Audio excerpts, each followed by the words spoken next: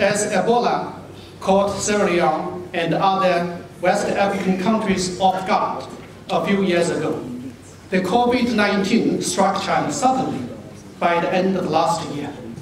Since the outbreak of the epidemic, the Chinese government and 1.4 billion Chinese people, under the strong leadership of His Excellency President Xi Jinping, have united as one and taken the most comprehensive, most vigorous, and most thorough measures to wage a people's war against it.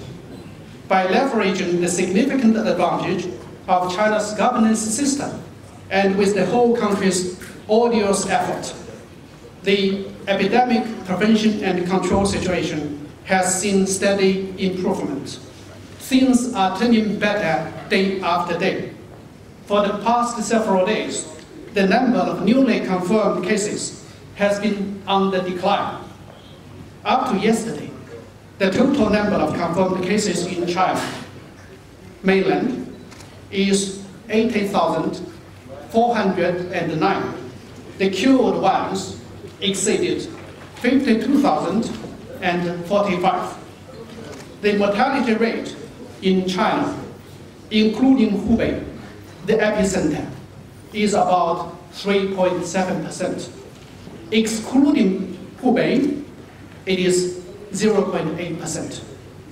The huge sacrifice made by China has produced the desired results, and China has bought time for the world to get ready for the prevention of the spread.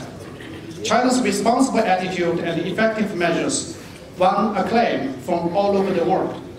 Facts and statistics show that the disease caused by the virus is preventable, controllable, and curable.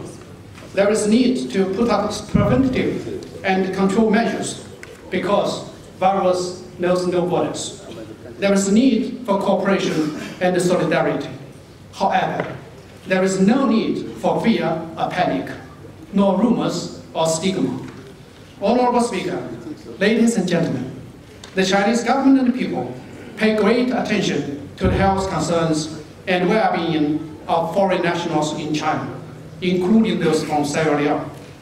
Up to now, all the Sierra Leone students and travelers in China are safe. No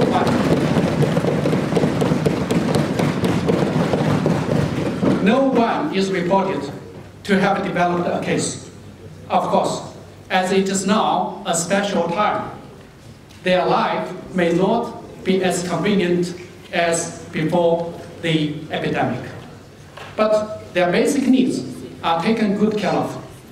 I thank them for standing with China firmly and cooperate with the Chinese authorities in implementing relevant measures consequently.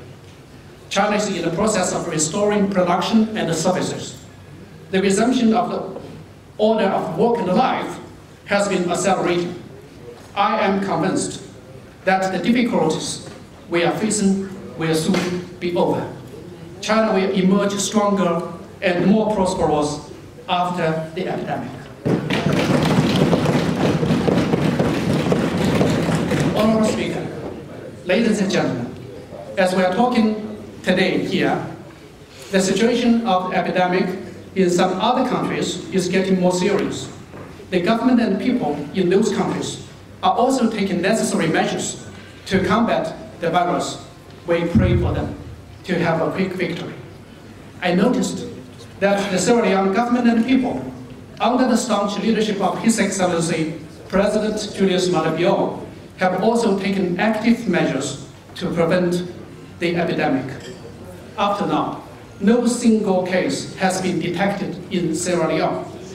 The Chinese embassy requires all the Chinese nationals traveling to Sierra Leone to fully comply with the measures, the quarantine measures your government has put in place.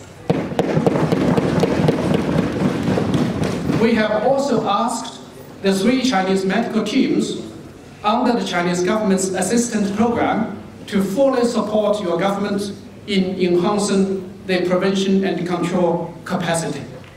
China-Sierra Leone economic and commercial cooperation may be affected somehow by the epidemic, but our two sides will do whatever possible to minimize the impact. Chinese top respiratory specialist Song Nanshan said, though the COVID-19 was first discovered in China, it does not necessarily mean that it originated in China. Some other experts believe that COVID-19 might have multiple birthplaces coexisting around the world. We believe that the Chinese community in Sierra Leone will not face any kind of misunderstanding, discrimination, or prejudices in their daily life and business. In conclusion, I thank you again for supporting China at this trying moment.